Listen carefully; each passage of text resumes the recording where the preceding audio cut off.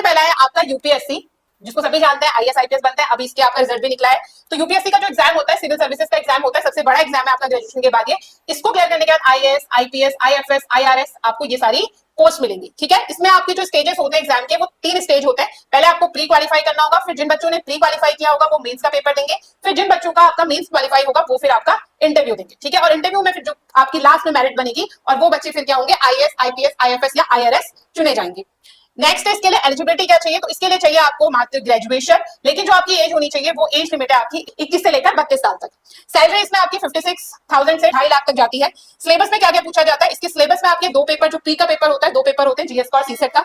तो एक में जीएस पूछी जाएगी जिसमें आपसे जनरल सब्जेक्ट होंगे, आपके हिस्ट्री पॉलिटी इकोनॉमिक्स ज्योग्राफी बहुत डिटेल में सारी चीजें पूछी जाती है। सीसेट का आपका पेपर होता है, क्वालिफाइंग पेपर होता है आपका। ये दोनों पेपर आपके प्री में होते हैं। ठीक है, जीएस और सीसेट का पेपर आपका किस में होता है, प्री में होता है। जब आप ये दोनों क्लियर करोगे तब आप क्या बनते हो, तब आपका प्री क्लियर होता है बेस्ड ऑन मेरिट।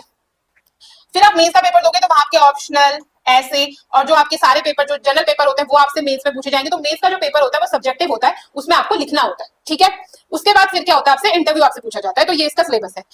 इसको आप कैसे तैयारी कर सकते हैं, तो यूपीएससी की तैयारी करने के लिए आपको जो अपनी एनसीईआरटी है वो बहुत अच्छे से पढ़नी होती है। न्यूज़पेपर्स वगैरह डेली पढ़ने होते हैं, जैसे कि हिंदू हो गया, और कोई भी जो आपकी मैगजीन है वो आप हर महीने लगाइए, उससे तैयारी करिए। Mock test, previous year papers और इसका सिलेबस बहुत अच्छे से डिटेल में उसको अच्छे से पढ़िए, ताकि आपको अच्छे से पता चल सके कि आपको क्या क्या चीजें पढ़नी है और कौन कौन सी चीजें छोड़नी है। ठीक है।